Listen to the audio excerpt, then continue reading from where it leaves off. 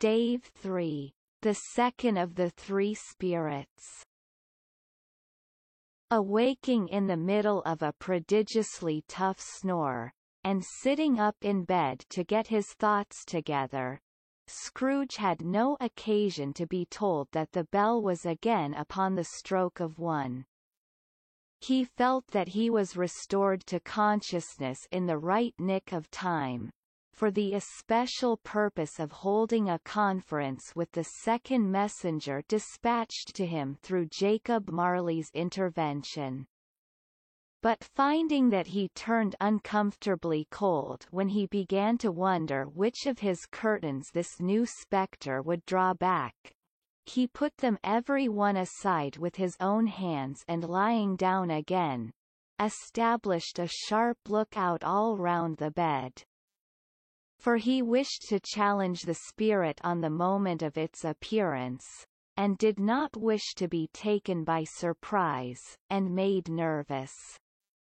Gentlemen of the free and easy sort, who plume themselves on being acquainted with a move or two, and being usually equal to the time of day, express the wide range of their capacity for adventure by observing that they are good for anything from pitch and toss to manslaughter, between which opposite extremes, no doubt, there lies a tolerably wide and comprehensive range of subjects.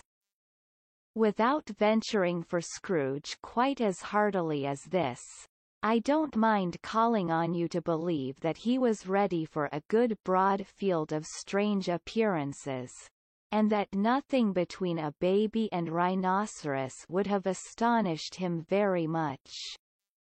Now, being prepared for almost anything, he was not by any means prepared for nothing, and, consequently, when the bell struck 1, and no shape appeared, he was taken with a violent fit of trembling. 5 minutes, 10 minutes, a quarter of an hour went by, yet nothing came. All this time, he lay upon his bed, the very core and center of a blaze of ruddy light, which streamed upon it when the clock proclaimed the hour, and which, being only light, was more alarming than a dozen ghosts, as he was powerless to make out what it meant, or would be at, and was sometimes apprehensive that he might be at that very moment an interesting case of spontaneous combustion, without having the consolation of knowing it. At last, however, he began to think as you or I would have thought at first, for it is always the person not in the predicament, who knows what ought to have been done in it, and would unquestionably have done it too at last. I say, he began to think that the source and secret of this ghostly light might be in the adjoining room, from whence, on further tracing it, it seemed to shine.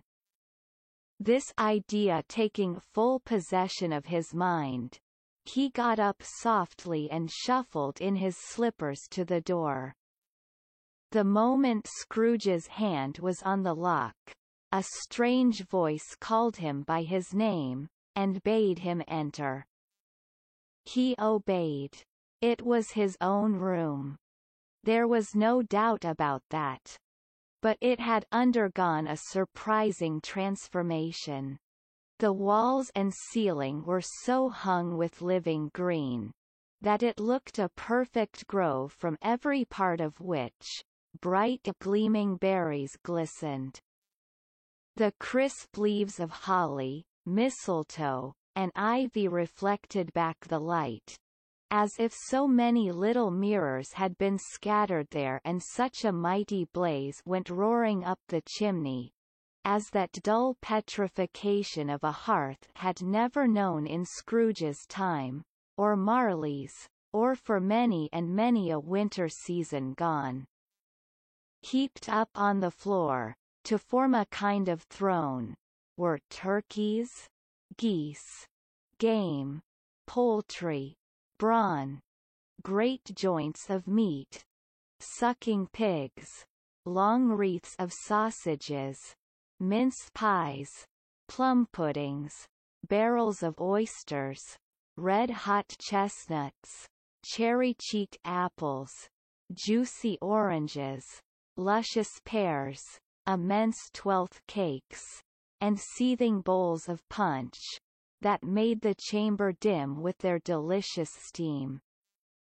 In easy state upon this couch, there sat a jolly giant, glorious to see, who bore a glowing torch, in shape not unlike Plenty's horn, and held it up, high up, to shed its light on Scrooge, as he came peeping round the door.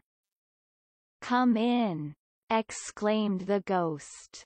"Come in, and know me better, man." Scrooge entered timidly, and hung his head before this spirit. He was not the dogged Scrooge he had been, and though the spirit's eyes were clear and kind, he did not like to meet them. "I am the ghost of Christmas Present," said the spirit. "Look upon me." Scrooge reverently did so. It was clothed in one simple green robe, or mantle, bordered with white fur. This garment hung so loosely on the figure, that its capacious breast was bare, as if disdaining to be warded or concealed by any artifice. Its feet, observable beneath the ample folds of the garment, were also bare, and on its head it wore no other covering than a holly wreath, set here and there with shining icicles. Its dark brown curls were long and free as its genial face, its sparkling eye, its open hand, its cheery voice, its unconstrained demeanor, and its joyful air. Girded round its middle was an antique scabbard, but no sword was in it, and the ancient sheath was eaten up with rust. "You have never seen the like of me before," exclaimed the spirit. "Never," Scrooge made answer to it.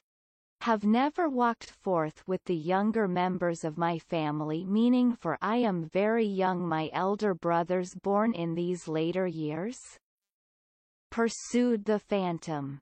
"I don't think I have," said Scrooge. "I am afraid I have not." "Have you had many brothers, spirit?"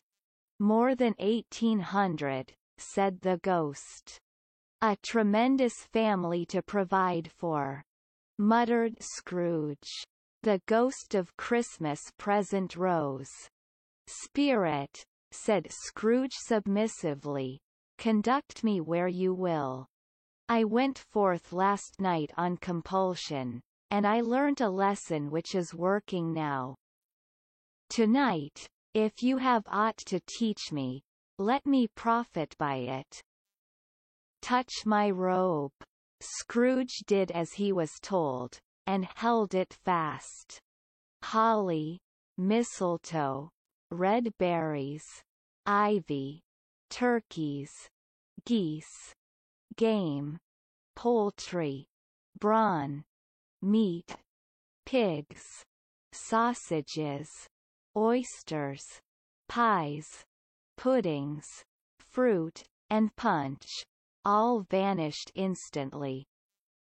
So did the room, the fire, the ruddy glow, the hour of night, and they stood in the city streets on Christmas morning, where, for the weather was severe, the people made a rough, but brisk and not unpleasant kind of music, in scraping the snow from the pavement in front of their dwellings, and from the tops of their houses, whence it was mad delight to the boys to see it come plumping down into the road below, and splitting into artificial little snowstorms. The house fronts looked black enough, and the windows blacker, contrasting with the smooth white sheet of snow upon the roofs, and with the dirtier snow upon the ground, which last deposit had been ploughed up in deep furrows by the heavy wheels of carts and wagons, furrows that crossed and recrossed each other hundreds of times, where the great streets branched off, and made intricate channels, hard to trace in the thick yellow mud and icy water. The sky was gloomy, and the shortest streets were choked up with a dingy mist, half thawed, half frozen, whose heavier particles descended in a shower of sooty atoms, as if all the chimneys in Great Britain had, by one consent, caught fire, and were blazing away to their dear hearts' content. There was nothing very cheerful in the climate or the town, and yet was there an air of cheerfulness abroad that the clearest summer air and brightest summer sun might have endeavoured to diffuse in vain. For the people who were shovelling away on the housetops were jovial and full of glee, calling out to one another from the parapets, and now and then exchanging a facetious snowball better-natured missile far than many a wordy jest, laughing heartily if it went right and not less heartily if it went wrong. The poulterers' shops were still half open, and the fruiterers were radiant in their glory. There were great, round, pot-bellied baskets of chestnuts, shaped like the waistcoats of jolly old gentlemen, lolling at the doors, and tumbling out into the street in their apoplectic opulence.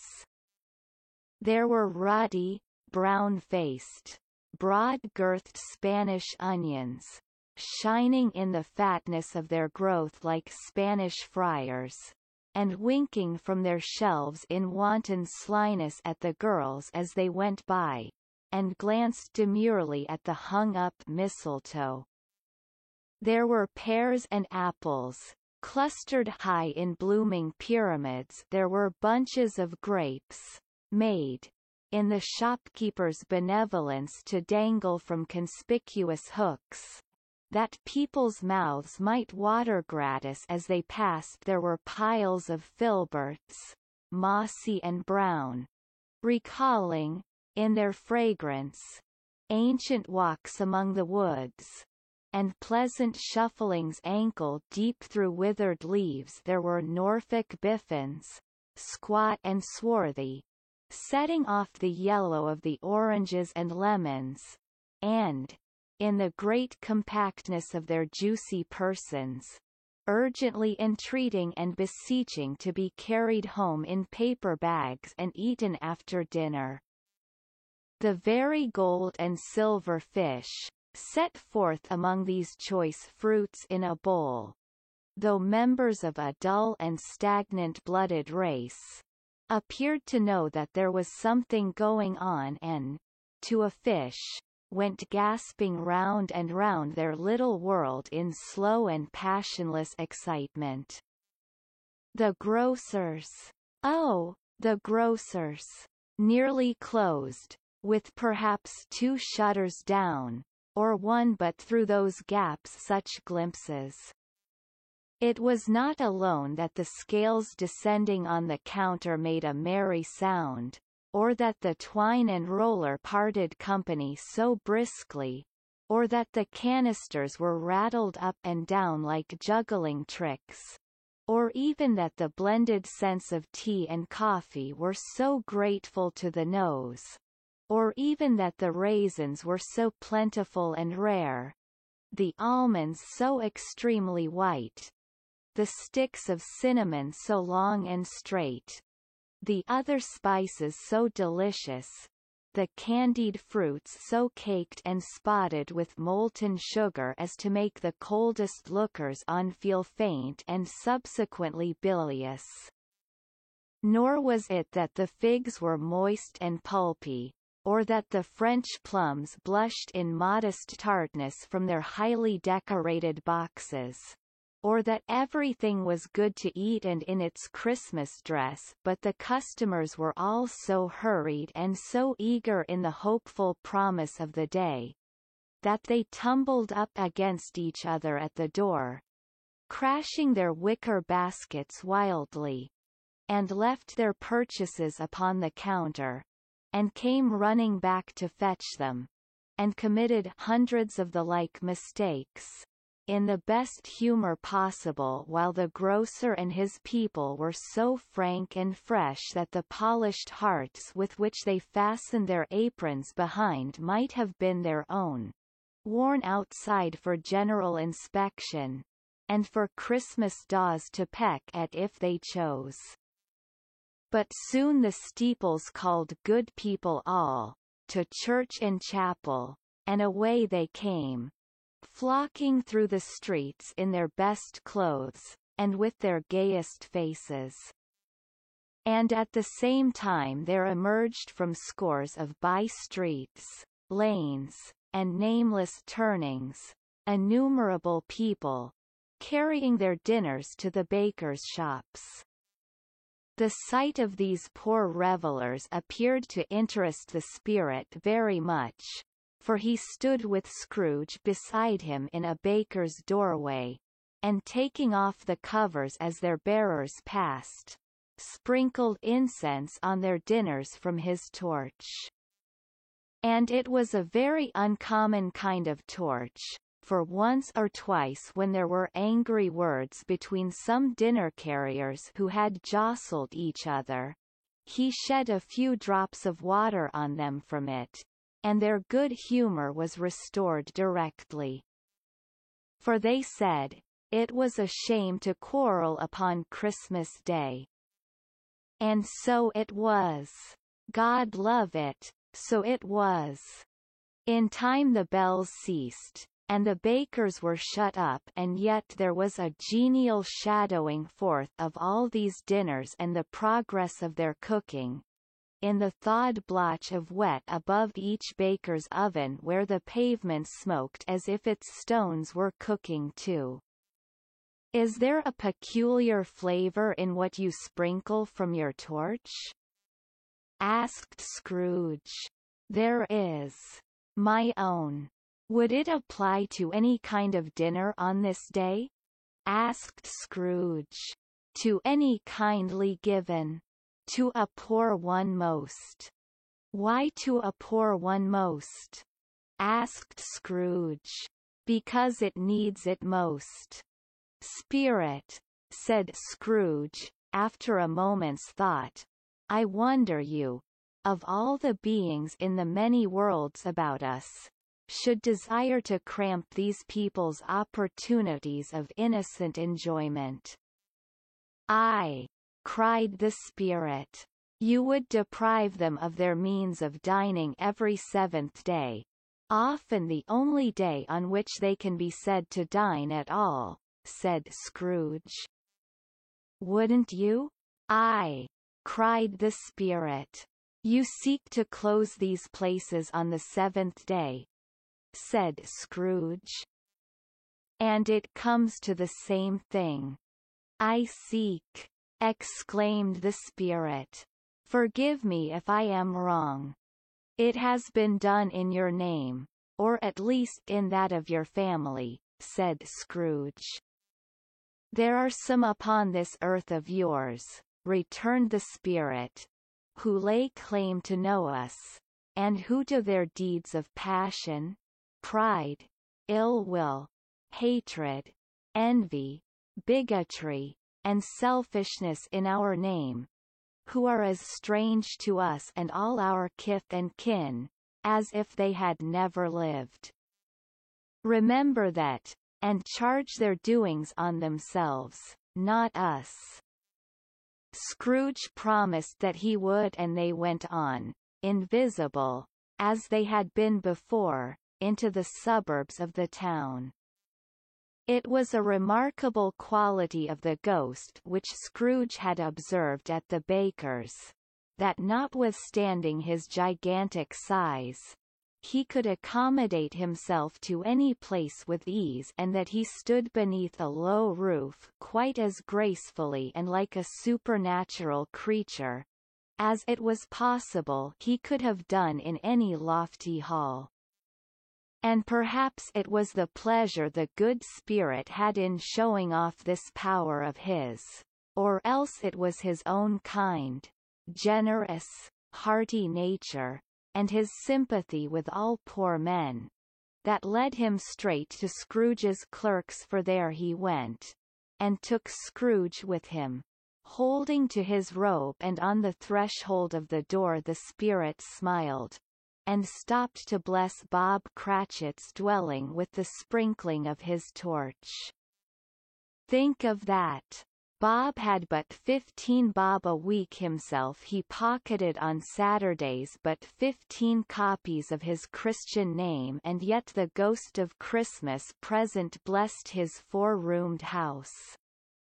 Then up rose Mrs. Cratchit, Cratchit's wife, dressed out but poorly in a twice-turned gown, but brave in ribbons, which are cheap and make a goodly show for 6pence, and she laid the cloth, assisted by Belinda Cratchit, second of her daughters, also brave in ribbons, while Master Peter Cratchit plunged a fork into the saucepan of potatoes, and getting the corners of his monstrous shirt-collar, Bob's private property, conferred upon his son and heir in honor of the day, into his mouth, rejoiced to find himself so gallantly attired, and yearned to show his linen in the fashionable parks. And now 2 smaller Cratchits, boy and girl, came tearing in, screaming that outside the baker's they had smelt the goose, and known it for their own, and basking in luxurious thoughts of sage and onion. These young Cratchits danced about the table, and exalted Master Peter Cratchit to the skies, while he, not proud, although his collars nearly choked him, blew the fire, until the slow potatoes bubbling up, knocked loudly at the saucepan lid to be let out and peeled. "What has ever got your precious father then?" said Mrs. Cratchit. "And your brother, Tiny Tim? And Martha warned as late last Christmas Day by half an hour?" "Here's Martha, mother," said a girl, appearing as she spoke. "Here's Martha, mother," cried the 2 young Cratchits. "Hurrah! There's such a goose, Martha." "Why, bless your heart alive, my dear, how late you are," said Mrs.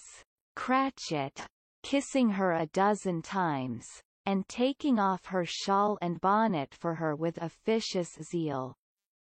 "We'd a deal of work to finish up last night," replied the girl, "and had to clear away this morning, mother." "Well, never mind so long as you are come," said Mrs. Cratchit.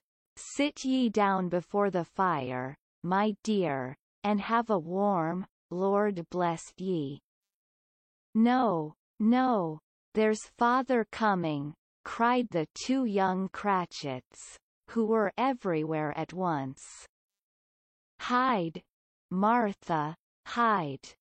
So Martha hid herself, and in came little Bob, the father, with at least 3 feet of comforter exclusive of the fringe, hanging down before him, and his threadbare clothes darned up and brushed, to look seasonable, and Tiny Tim upon his shoulder.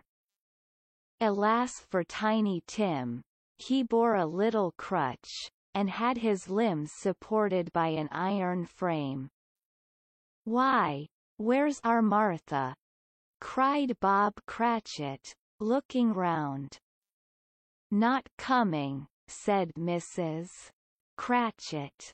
"Not coming," said Bob, with a sudden declension in his high spirits, for he had been Tim's blood horse all the way from church, and had come home rampant. Not coming upon Christmas Day. Martha didn't like to see him disappointed, if it were only in joke, so she came out prematurely from behind the closet door, and ran into his arms, while the two young Cratchits hustled Tiny Tim, and bore him off into the wash-house, that he might hear the pudding singing in the copper. "And how did little Tim behave?" asked Mrs. Cratchit, when she had rallied Bob on his credulity, and Bob had hugged his daughter to his heart's content. "As good as gold," said Bob, "and better. Somehow he gets thoughtful, sitting by himself so much, and thinks the strangest things you ever heard. He told me, coming home, that he hoped the people saw him in the church, because he was a cripple, and it might be pleasant to them to remember upon Christmas Day, who made lame beggars walk, and blind men see." Bob's voice was tremulous when he told them this, and trembled more when he said that Tiny Tim was growing strong and hearty. His active little crutch was heard upon the floor, and back came Tiny Tim before another word was spoken, escorted by his brother and sister to his stool before the fire, and while Bob, turning up his cuffs as if, poor fellow, they were capable of being made more shabby, compounded some hot mixture in a jug with gin and lemons, and stirred it round and put it on the hob to simmer. Master Peter and the two ubiquitous young Cratchits went to fetch the goose, with which they soon returned in high procession.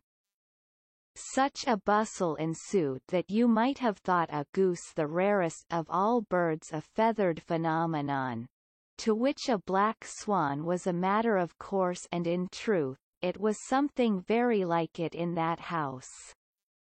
Mrs.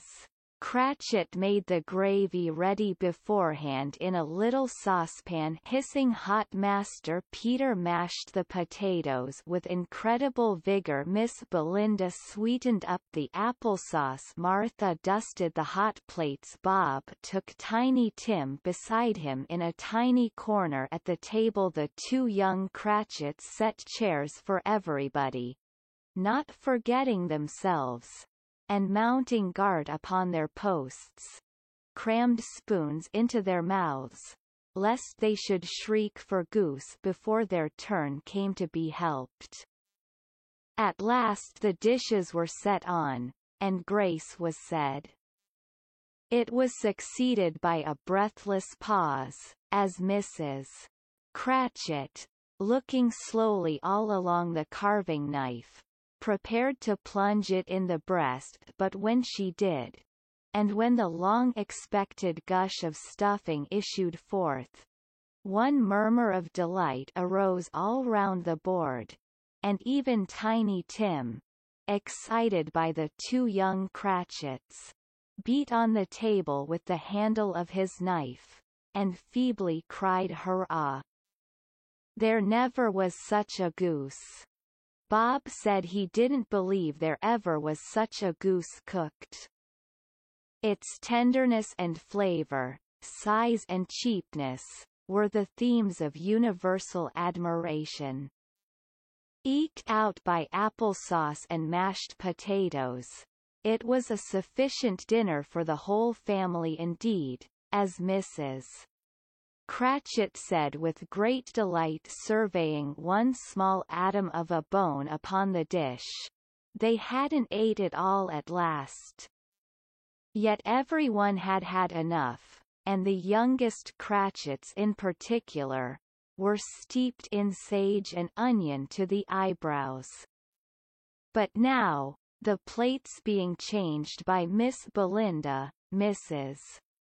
Cratchit left the room alone, too nervous to bear witnesses to take the pudding up and bring it in. Suppose it should not be done enough. Suppose it should break in turning out. Suppose somebody should have got over the wall of the backyard, and stolen it, while they were merry with the goose, a supposition at which the two young Cratchits became livid. All sorts of horrors were supposed. Hullo! A great deal of steam. The pudding was out of the copper. A smell like a washing day. That was the cloth. A smell like an eating-house and a pastrycook's next door to each other, with a laundress's next door to that. That was the pudding. In half a minute Mrs. Cratchit entered, flushed, but smiling proudly with the pudding, like a speckled cannon-ball, so hard and firm, blazing in half a quartern of ignited brandy, and bedight with Christmas holly stuck into the top. "Oh, a wonderful pudding," Bob Cratchit said, and calmly too, that he regarded it as the greatest success achieved by Mrs. Cratchit since their marriage. Mrs. Cratchit said that now the weight was off her mind, she would confess she had had her doubts about the quantity of flour. Everybody had something to say about it, but nobody said or thought it was at all a small pudding for a large family. It would have been flat heresy to do so. Any Cratchit would have blushed to hint at such a thing. At last the dinner was all done, the cloth was cleared, the hearth swept, and the fire made up. The compound in the jug being tasted, and considered perfect, apples and oranges were put upon the table, and a shovel full of chestnuts on the fire. Then all the Cratchit family drew round the hearth, in what Bob Cratchit called a circle, meaning half a one, and at Bob Cratchit's elbow stood the family display of glass. 2 tumblers, and a custard cup without a handle. These held the hot stuff from the jug, however, as well as golden goblets would have done, and Bob served it out with beaming looks, while the chestnuts on the fire sputtered and cracked noisily. Then Bob proposed, "A Merry Christmas to us all, my dears. God bless us," which all the family re-echoed. "God bless us every one," said Tiny Tim, the last of all. He sat very close to his father's side upon his little stool. Bob held his withered little hand in his, as if he loved the child, and wished to keep him by his side, and dreaded that he might be taken from him. "Spirit," said Scrooge, with an interest he had never felt before, "tell me if Tiny Tim will live." "I see a vacant seat," replied the ghost, "in the poor chimney corner, and a crutch without an owner, carefully preserved. If these shadows remain unaltered by the future, the child will die." "No, no," said Scrooge. "Oh, no, kind spirit. Say he will be spared. If these shadows remain unaltered by the future, none other of my race," returned the ghost, "will find him here." "What then? If he be like to die, he had better do it, and decrease the surplus population." Scrooge hung his head to hear his own words quoted by the spirit, and was overcome with penitence and grief. "Man," said the ghost, "if man you be in heart, not adamant, forbear that wicked cant until you have discovered what the surplus is, and where it is. Will you decide what men shall live, what men shall die? It may be, that in the sight of heaven, you are more worthless and less fit to live than millions like this poor man's child. O God! To hear the insect on the leaf pronouncing on the too much life among his hungry brothers in the dust. Scrooge bent before the ghost's rebuke, and trembling cast his eyes upon the ground. But he raised them speedily, on hearing his own name. "Mr. Scrooge," said Bob. "I'll give you Mr. Scrooge, the founder of the feast." "The founder of the feast indeed!" cried Mrs. Cratchit, reddening. "I wish I had him here. I'd give him a piece of my mind to feast upon, and I hope he'd have a good appetite for it." "My dear," said Bob, "the children." "Christmas Day. It should be Christmas Day, I am sure," said she, "on which one drinks the health of such an odious, stingy, hard, unfeeling man as Mr. Scrooge. You know he is, Robert. Nobody knows it better than you do, poor fellow." "My dear," was Bob's mild answer, "Christmas Day. I'll drink his health for your sake and the day's," said Mrs. Cratchit, "not for his. Long life to him. A Merry Christmas and a Happy New Year. He'll be very merry and very happy, I have no doubt." The children drank the toast after her. It was the first of their proceedings which had no heartiness. Tiny Tim drank it last of all, but he didn't care twopence for it. Scrooge was the ogre of the family. The mention of his name cast a dark shadow on the party, which was not dispelled for full 5 minutes. After it had passed away, they were 10 times merrier than before, from the mere relief of Scrooge the Baleful being done with. Bob Cratchit told them how he had a situation in his eye for Master Peter, which would bring in, if obtained, full 5 and 6pence weekly. The 2 young Cratchits laughed tremendously at the idea of Peter's being a man of business, and Peter himself looked thoughtfully at the fire from between his collars, as if he were deliberating what particular investments he should favor when he came into the receipt of that bewildering income. Martha, who was a poor apprentice at a milliner's, then told them what kind of work she had to do, and how many hours she worked at a stretch, and how she meant to lie abed tomorrow morning for a good long rest, tomorrow being a holiday she passed at home. Also how she had seen a countess and a lord some days before, and how the lord was much about as tall as Peter, at which Peter pulled up his collars so high that you couldn't have seen his head if you had been there.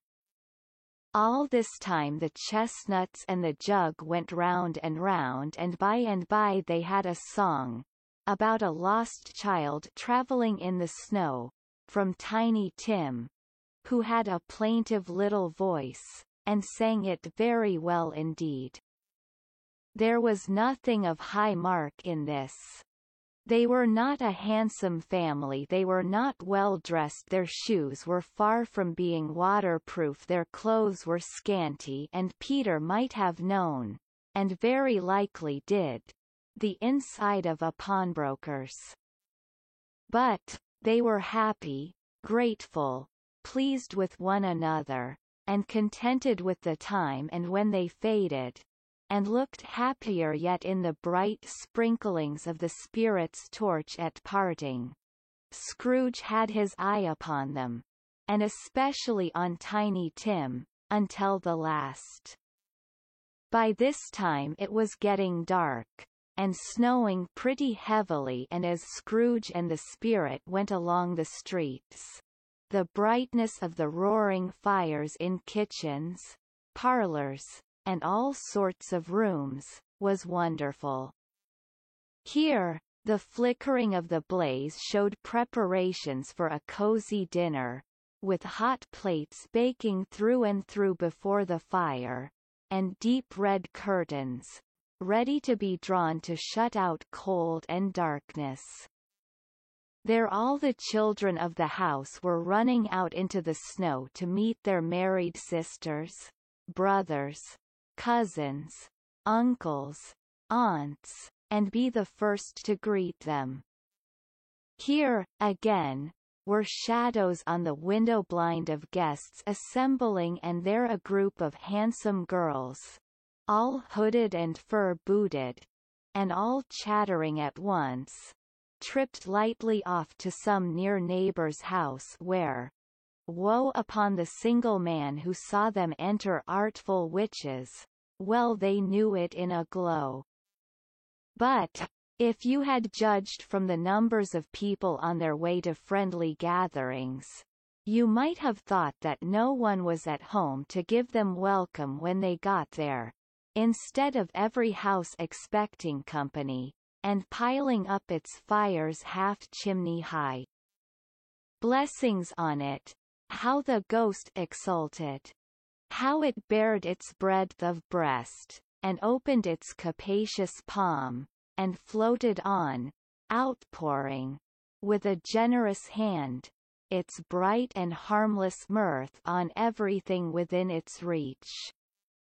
The very lamplighter, who ran on before, dotting the dusky street with specks of light, and who was dressed to spend the evening somewhere, laughed out loudly as the spirit passed, though little kenned the lamplighter that he had any company but Christmas.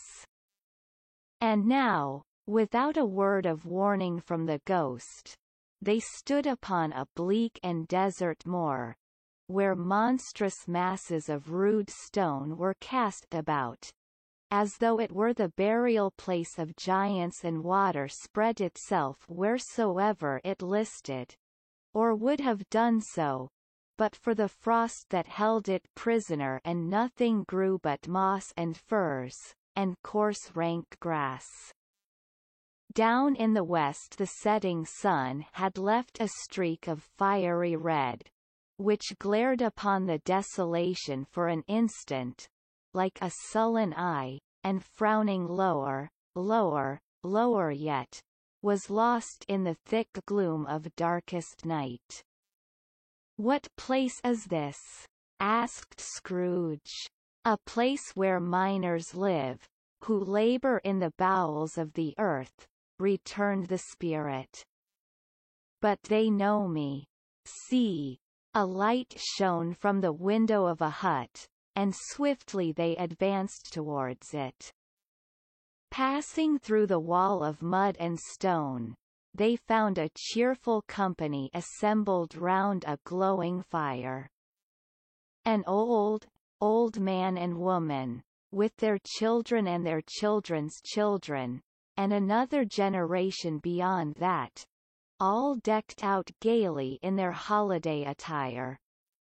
The old man, in a voice that seldom rose above the howling of the wind upon the barren waste, was singing them a Christmas song. It had been a very old song when he was a boy, and from time to time they all joined in the chorus.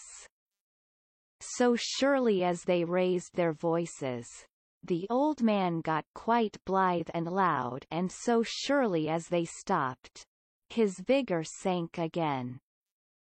The spirit did not tarry here, but bade Scrooge hold his robe, and passing on above the moor, sped whither? Not to sea? To sea. To Scrooge's horror, looking back, he saw the last of the land, a frightful range of rocks behind them, and his ears were deafened by the thundering of water, as it rolled and roared, and raged among the dreadful caverns it had worn, and fiercely tried to undermine the earth. Built upon a dismal reef of sunken rocks, some league or so from shore, on which the waters chafed and dashed, the wild year through, there stood a solitary lighthouse. Great heaps of seaweed clung to its base, and storm birds born of the wind, one might suppose, as seaweed of the water rose and fell about it, like the waves they skimmed. But even here, 2 men who watched the light had made a fire, that through the loophole in the thick stone wall shed out a ray of brightness on the awful sea. Joining their horny hands over the rough table at which they sat, they wished each other Merry Christmas in their can of grog, and one of them, the elder, too, with his face all damaged and scarred with hard weather, as the figurehead of an old ship, might be struck up a sturdy song that was like a gale in itself. Again the ghost sped on, above the black and heaving sea, on until, being far away, as he told Scrooge, from any shore, they lighted on a ship. They stood beside the helmsman at the wheel, the lookout in the bow, the officers who had the watch, dark, ghostly figures in their several stations, but every man among them hummed a Christmas tune, or had a Christmas thought, or spoke below his breath to his companion of some bygone Christmas day, with homeward hopes belonging to it. And every man on board, waking or sleeping, good or bad, had had a kinder word for another on that day than on any day in the year, and had shared to some extent in its festivities, and had remembered those he cared for at a distance, and had known that they delighted to remember him. It was a great surprise to Scrooge, while listening to the moaning of the wind, and thinking what a solemn thing it was to move on through the lonely darkness over an unknown abyss, whose depths were secrets as profound as death. It was a great surprise to Scrooge, while thus engaged, to hear a hearty laugh. It was a much greater surprise to Scrooge to recognize it as his own nephew's, and to find himself in a bright, dry, gleaming room, with the spirit standing smiling by his side, and looking at that same nephew with approving affability. "Ha! Ha!" laughed Scrooge's nephew. "Ha! Ha! Ha! If you should happen, by any unlikely chance, to know a man more blessed in a laugh than Scrooge's nephew, all I can say is, I should like to know him too. Introduce him to me, and I'll cultivate his acquaintance. It is a fair, even-handed, noble adjustment of things, that while there is infection in disease and sorrow, there is nothing in the world so irresistibly contagious as laughter and good humor." When Scrooge's nephew laughed in this way, holding his sides, rolling his head, and twisting his face into the most extravagant contortions, Scrooge's niece, by marriage, laughed as heartily as he. And their assembled friends, being not a bit behindhand, roared out lustily. "Ha! Ha! Ha! Ha! Ha! Ha! He said that Christmas was a humbug, as I live!" cried Scrooge's nephew. "He believed it too. More shame for him, Fred," said Scrooge's niece, indignantly. "Bless those women, they never do anything by halves. They are always in earnest. She was very pretty, exceedingly pretty. With a dimpled, surprised-looking, capital face, a ripe little mouth that seemed made to be kissed, as no doubt it was all kinds of good little dots about her chin that melted into one another when she laughed, and the sunniest pair of eyes you ever saw in any little creature's head. Altogether she was what you would have called provoking, you know, but satisfactory, too. Oh, perfectly satisfactory. He's a comical old fellow, said Scrooge's nephew. That's the truth, and not so pleasant as he might be. However, his offences carry their own punishment, and I have nothing to say against him. I'm sure he is very rich, Fred, hinted Scrooge's niece. At least you always tell me so. What of that, my dear? Said Scrooge's nephew. His wealth is of no use to him. He don't do any good with it. He don't make himself comfortable with it. He hasn't the satisfaction of thinking, ha, ha, ha, that he is ever going to benefit us with it. I have no patience with him, observed Scrooge's niece. Scrooge's niece's sisters, and all the other ladies, expressed the same opinion. Oh, I have, said Scrooge's nephew. I am sorry for him. I couldn't be angry with him if I tried. Who suffers by his ill whims? Himself, always. Here, he takes it into his head to dislike us, and he won't come and dine with us. What's the consequence? He don't lose much a dinner. Indeed, I think he loses a very good dinner, interrupted Scrooge's niece. Everybody else said the same, and they must be allowed to have been competent judges, because they had just had dinner and, with the dessert upon the table, were clustered round the fire, by lamplight.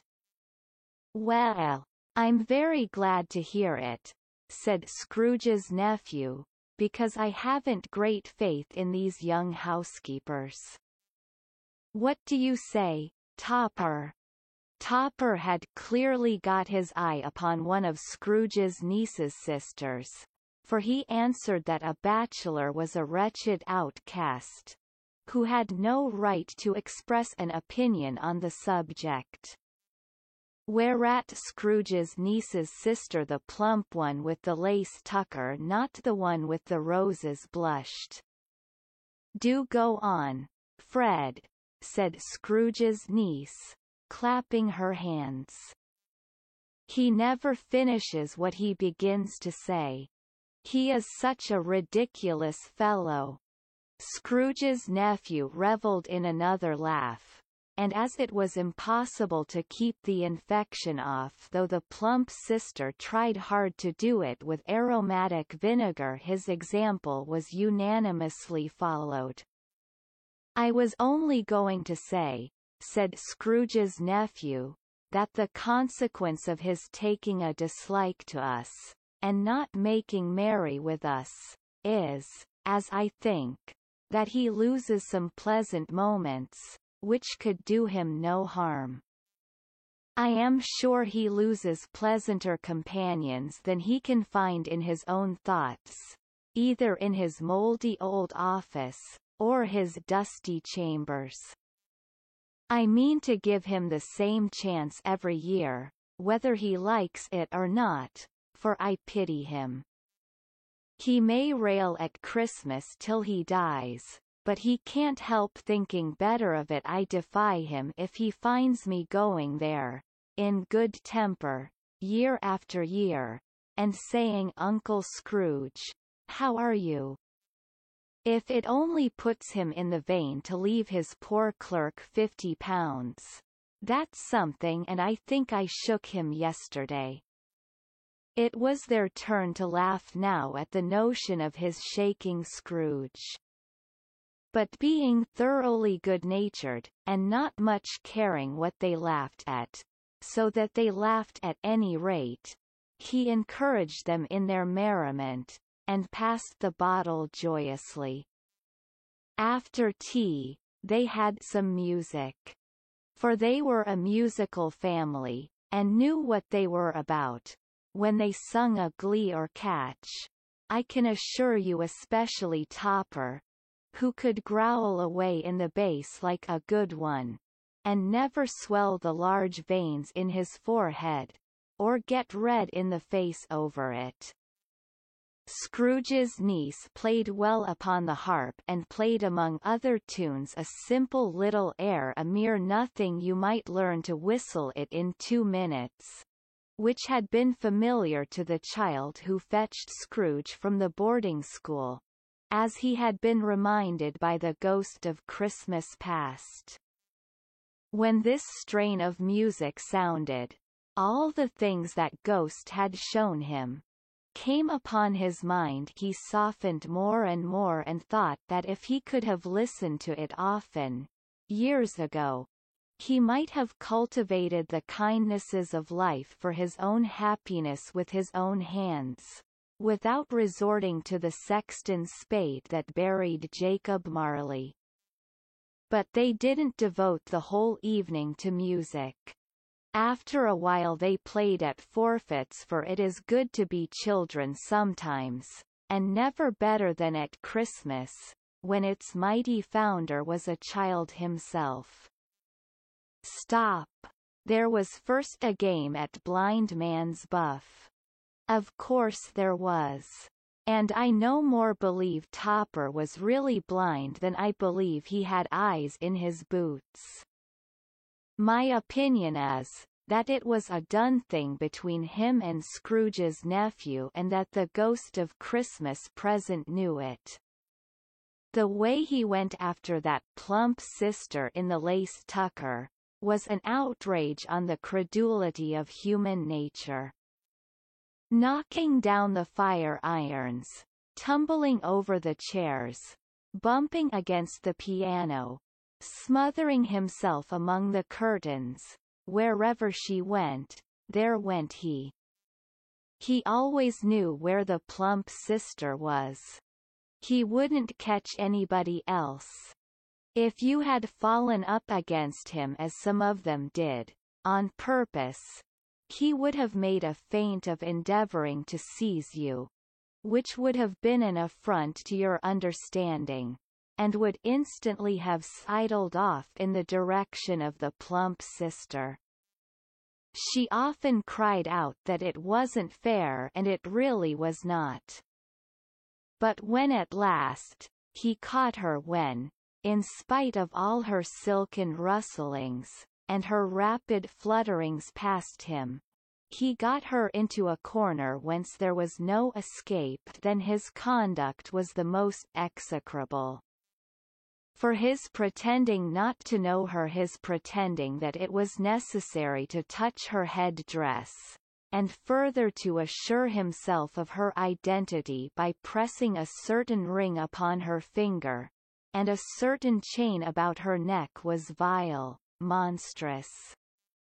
No doubt she told him her opinion of it, when, another blind man being in office, they were so very confidential together, behind the curtains. Scrooge's niece was not one of the blind man's buff party, but was made comfortable with a large chair and a footstool, in a snug corner, where the ghost and Scrooge were close behind her.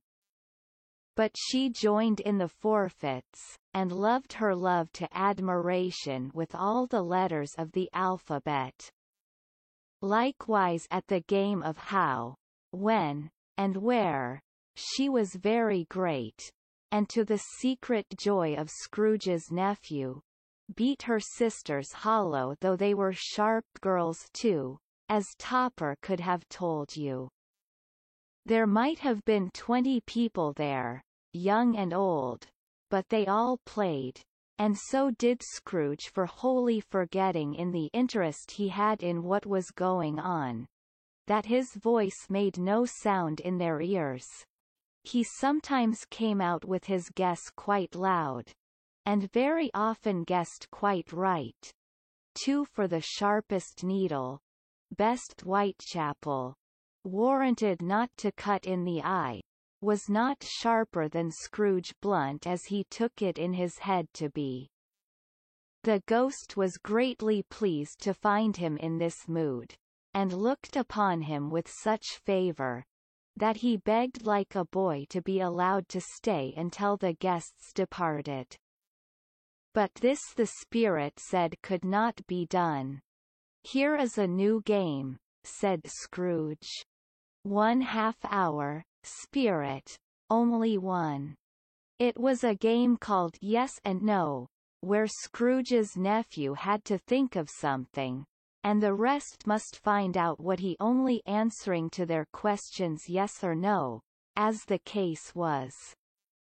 The brisk fire of questioning to which he was exposed elicited from him that he was thinking of an animal, a live animal, rather a disagreeable animal, a savage animal, an animal that growled and grunted sometimes, and talked sometimes, and lived in London, and walked about the streets, and wasn't made a show of, and wasn't led by anybody, and didn't live in a menagerie, and was never killed in a market, and was not a horse, or an ass, or a cow, or a bull, or a tiger, or a dog, or a pig, or a cat, or a bear. At every fresh question that was put to him, this nephew burst into a fresh roar of laughter and was so inexpressibly tickled, that he was obliged to get up off the sofa and stamp. At last the plump sister, falling into a similar state, cried out, "I have found it out. I know what it is, Fred. I know what it is." "What is it?" cried Fred. "It's your Uncle Scrooge." Which it certainly was. Admiration was the universal sentiment, though some objected that the reply to "Is it a bear?" ought to have been yes, and as much as an answer in the negative was sufficient to have diverted their thoughts from Mr. Scrooge, supposing they had ever had any tendency that way. "He has given us plenty of merriment, I am sure," said Fred, "and it would be ungrateful not to drink his health. Here is a glass of mulled wine ready to our hand at the moment, and I say, Uncle Scrooge." "Well, Uncle Scrooge," they cried, "a Merry Christmas and a Happy New Year to the old man, whatever he is," said Scrooge's nephew. "He wouldn't take it from me, but may he have it, nevertheless." Uncle Scrooge. Uncle Scrooge had imperceptibly become so gay and light of heart, that he would have pledged the unconscious company in return, and thanked them in an inaudible speech, if the ghost had given him time. But the whole scene passed off in the breath of the last word spoken by his nephew, and he and the spirit were again upon their travels. Much they saw, and far they went, and many homes they visited, but always with a happy end. The spirit stood beside sick beds, and they were cheerful on foreign lands, and they were close at home by struggling men, and they were patient in their greater hope by poverty, and it was rich. In almshouse, hospital, and jail, in misery's every refuge, where vain man in his little brief authority had not made fast the door, and barred the spirit out, he left his blessing, and taught Scrooge his precepts. It was a long night, if it were only a night, but Scrooge had his doubts of this, because the Christmas holidays appeared to be condensed into the space of time they passed together. It was strange, too, that while Scrooge remained unaltered in his outward form, the ghost grew older, clearly older.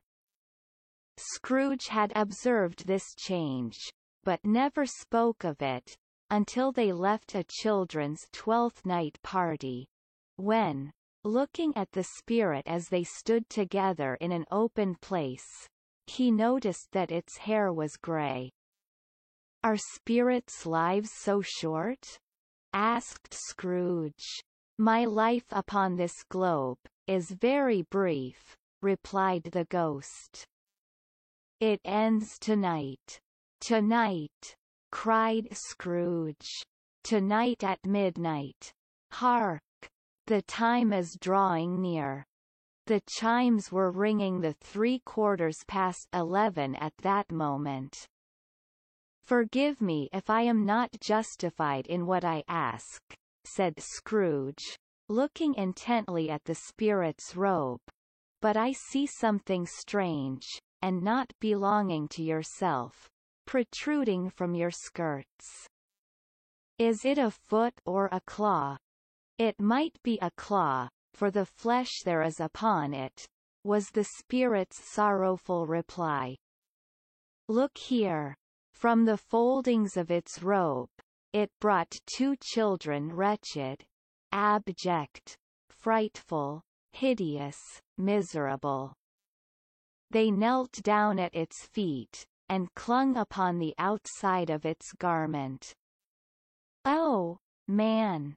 Look here! Look! Look! Down here!" exclaimed the ghost. They were a boy and girl. Yellow, meager, ragged, scowling, wolfish but prostrate, too, in their humility. Where graceful youth should have filled their features out, and touched them with its freshest tints, a stale and shriveled hand, like that of age, had pinched, and twisted them, and pulled them into shreds. Where angels might have sat enthroned, devils lurked, and glared out menacing. No change, no degradation, no perversion of humanity, in any grade, through all the mysteries of wonderful creation, has monsters half so horrible and dread. Scrooge started back, appalled. Having them shown to him in this way, he tried to say they were fine children, but the words choked themselves, rather than be parties to a lie of such enormous magnitude. "Spirit! Are they yours?" Scrooge could say no more. "They are man's," said the spirit, looking down upon them. "And they cling to me, appealing from their fathers. This boy is ignorance. This girl is want. Beware them both, and all of their degree, but most of all beware this boy, for on his brow I see that written which is doom, unless the writing be erased." "Deny it!" cried the spirit, stretching out its hand towards the city. "Slander those who tell it ye. Admit it for your factious purposes, and make it worse. And bide the end. Have they no refuge or resource?" cried Scrooge. "Are there no prisons?" said the spirit, turning on him for the last time with his own words. "Are there no workhouses?" The bell struck 12. Scrooge looked about him for the ghost, and saw it not. As the last stroke ceased to vibrate, he remembered the prediction of old Jacob Marley, and lifting up his eyes, beheld a solemn phantom, draped and hooded, coming, like a mist along the ground, towards him.